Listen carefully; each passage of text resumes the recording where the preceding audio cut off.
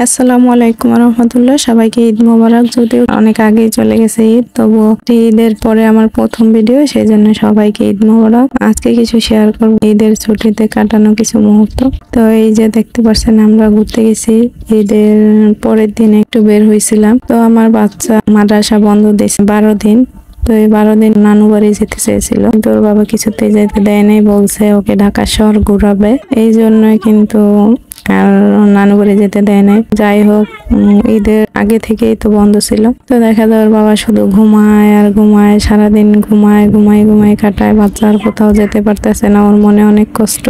ভয় পায় একটু বাবাকে, ধমক দেয়, সেজন্য বাবাকে বলতে সাহস পায় না ওরকম করে। তো যাই হোক, ঈদের পরের দিন একটু বিকাল বেলা বের হয়েছে, তাও বিকাল 5টা বেজে গেছে, 5টার উপরে বেজে গেছিল। এই যে আমাদের বাসার কাছেই গাজীপুরে একটু ঘুরতে গেছিল। আমার বাচ্চা চাচ্ছে যে পার্কে যাবে, তো পার্কে আর যাওয়া হয় না, বলছে পরের দিন নিয়ে যাবে। এখানে আসলাম, এসে বাচ্চারা চিকেন ফ্রাই খাবে, এই জন্য এখানে আমার ননদ আছে, ননদের 3 বাচ্চা আছে, 2 ননদের 3 বাচ্চা আছে, ওদেরকেও নিয়ে আসছি। চিকেন ফ্রাই খাওয়া দাওয়া করে বলছে যে এখানে নৌকা আছে, নৌকায় চড়াবে, একটু হাঁটবে ঘুরবে, এটাই আর কি। তো হাঁটলাম, হাঁটার পরে একটা বাঁশের ব্রিজ দেখতেছে, বলতেছে এখানে উঠে কিছু ছবি তুলবে, সেজন্য এখানে ওঠা হচ্ছে। তো যাই হোক, বাচ্চারা কিন্তু ঘুরতে চায়। এই যে মাদ্রাসায় স্কুলে যারাই পড়ে না কেন, ওরা কিন্তু একদমই সময় পায় না। সেই সকালে আমার বাচ্চা মাদ্রাসায় যায় 7টা বাজে, আবার দুপুরে আসে, আবার বিকেলে ক্লাস আছে, আবার রাত 9টা বাজে মাদ্রাসা থেকে আসে। ওরা বন্ধ পাইলে চায় একটু ঘুরতে বেড়াতে, কারণ বন্ধের সময় যেটুকু ওরা ঘুরবে ফিরবে, এটা হচ্ছে ওরা যে মাদ্রাসা যাবে, এটা এনার্জি ওদেরকে। সকালবেলা মাদ্রাসা যাওয়ার সময় বলতে হয় কয়দিন পরেই তো বন্ধ বাবা, তোমাদেরকে ঘুরতে নিয়ে যাব তোমাকে, এরকম করে আশ্বাস দিয়ে দিয়ে কিন্তু ওদেরকে মাদ্রাসায় মন চাঙ্গা করে রাখতে হয়, জানি ওরা পড়ালেখায় এনার্জি পায়। সেই জন্য তো একটা আশা নিয়ে কিন্তু জীবনে বেঁচে থাকে। আমরা তো অনেক কাজ নিয়ে ব্যস্ত থাকি সংসারে, কিন্তু বাচ্চারা কি নিয়ে, ওরা কিন্তু শুধু লেখাপড়ার পাশাপাশি যদি ওদের একটু ঘোরানো না হয়, তাহলে কিন্তু ওদের মনের উপরে অনেক চাপ পড়ে। মনে মানে কি বলবো, কিন্তু এটা বাবারা খুবই কম বুঝতে চায়। তো আমাদের কাছে মায়েরা যারা মাদ্রাসায় নিয়ে যায়, তারা কিন্তু অনেক আশা দিয়ে অনেক কিছু বলে বলে মাদ্রাসায় নিয়ে যেতে হয়। এত সকালে যেহেতু ঘুম ভাঙতে চায় না, তো মায়েদের উপরে কিন্তু এই চাপটা বেশি থাকে। তো বাচ্চাদের কথাটা কিন্তু মায়েদেরই বেশি চিন্তা করতে হয়। তো সেক্ষেত্রে আমরা চাই একটু ঘোরাতে, ওদের বাচ্চাদের আলাদা একটু আনন্দ দিতে, কিন্তু বাবারা এটা অতটা বুঝতে চায় না, হয়তো বুঝে কিন্তু বোঝার চেষ্টা করে না আর কি। তো যাই হোক, ওর বাবাকে জোর করে এক রকম জোর করে নিয়ে গেছিলাম। তো এই খেলাধুলো করতে করতে এক সময় বৃষ্টি নেমে পড়ছে।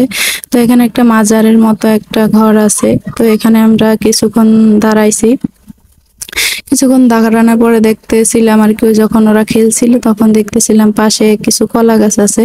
তো এই কলা গাছে কিন্তু কলা পেকে রয়েছে, হয়তো মালিক জানে না। এখানে একটা ছেলেকে জিজ্ঞাসা করছে এই কলা কাদের, বলছে ওই বাড়ির মানুষের। বলছে একটু গিয়ে বলো ওনাদের কলা পাকছে। ও বললো যে আমি বলতে পারবো না, আপনারাই গিয়ে বলেন। তো আমরা চলে আসলাম এই বাড়িতে, কলা গাছালা এসে জিজ্ঞাসা করলাম, একজনকে পেলাম। এই যে এখানে করমচা গাছ দেখা গেছে, তো আমার ননদ গিয়ে করমচা গাছের সাথে ছবি তুলতেছে। তো যাই হোক, আমার শাশুড়ি বলছিল করমচা খাবে, তো সেই জন্য আমার ননদ বলছিল দেখি দেয় কিনা ওরা করমচা। একজন মহিলাকে দেখতে পেলাম, ওনাকে জিজ্ঞেস করলাম যে কলা গাছ কাদের, উনি বললো আমাদের কলা গাছ। তো ওনাকে বললাম যে কলা পাকছে, কলা কি বিক্রি করবেন আপনারা? তো বলতেছে না, আমরা কলা বিক্রি করি না, আমরা এগুলো নিজেরাই খাই।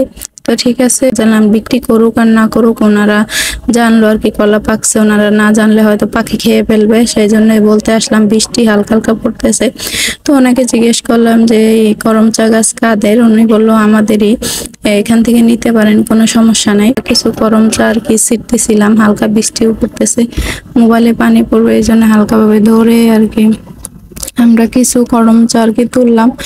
ওদিক দিয়ে একজন অন্য মানে একই বাড়ির উপরে হয়তো ভাই ভাইয়ের বাড়ি একসাথে, তো এই জন্য ওদিক দিয়ে একজন বয়স্ক মহিলা, উনি চিল্লাপাল্লা করতেছে এই করমচা কে পারতেছে, কে পারতেছে, করমচা পারে গিয়ে চিল্লাপাল্লা করতেছে, ভাবছে আমরা চুরি করতেছি করমচা। তো যাই হোক, একজনের থেকে তো অনুমতি নিছিলাম, কিন্তু সবাই তো আর অনুমতি দেয় না। যাই হোক, আমরা অল্প কয়টা করমচা পেরে ছোট 2টা ডাল নিয়ে নিছি, জানি আমরা লাগাতে পারি।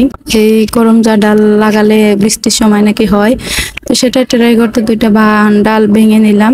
তো নিয়ে আবারও চলে আসছি সেই ঘরে। তো আবার জোরে বৃষ্টি নামছে এখানে। এবার কোনা চিপার মধ্যে আমরা ঢুকে গেছি, ওদের বেশি মানুষ এখানে দাঁড়ান যায় না, সেই জন্য অনেকে ভিজে ভিজে চলে যাচ্ছে। তো কি আর করার, আমাদের সাথে বাচ্চা আছে, সেই জন্য আমরা আর একটু ওয়েট করতেছিলাম যে কখন বৃষ্টি কমবে। আবার বলছে যে নৌকায় চড়াবে, সেজন্য আরো ওয়েট করতেছি, বৃষ্টি কমলে নৌকায় চড়বো আমরা। তো এরকম করে অনেকক্ষণ দাঁড়িয়েছিলাম, কিন্তু বৃষ্টি কমার কোনো নাম নেই, আর বাড়তেছে বৃষ্টি। তো এই যে দুইটা ডাল ভেঙে আনছিলাম ছোট ছোট, তো বাচ্চারা কিন্তু এতক্ষণ দাঁড়ায় দাঁড়ায় এই করমজাগুলা খাচ্ছিল। সব বাচ্চাই, বড় বাচ্চা সবাই পছন্দ করতেছে করমজাগুলা। তো অনেক মিষ্টি মিষ্টি, মানে হালকা টক কিন্তু মিষ্টি বেশি।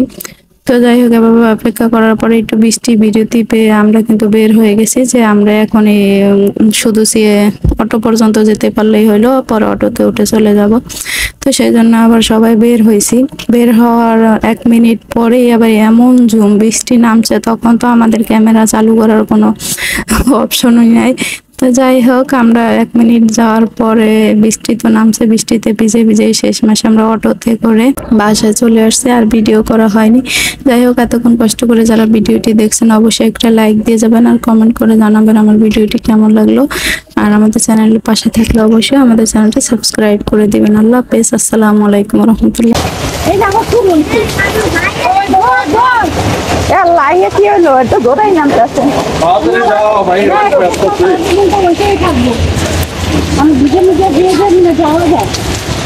ছাতা নাই না, অনেক বড় ভুল হয়েছে।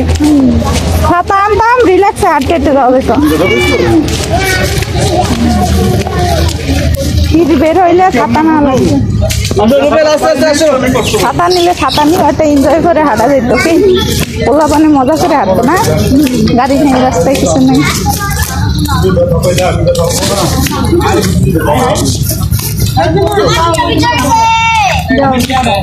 হাঁটতে পারবো ভালো।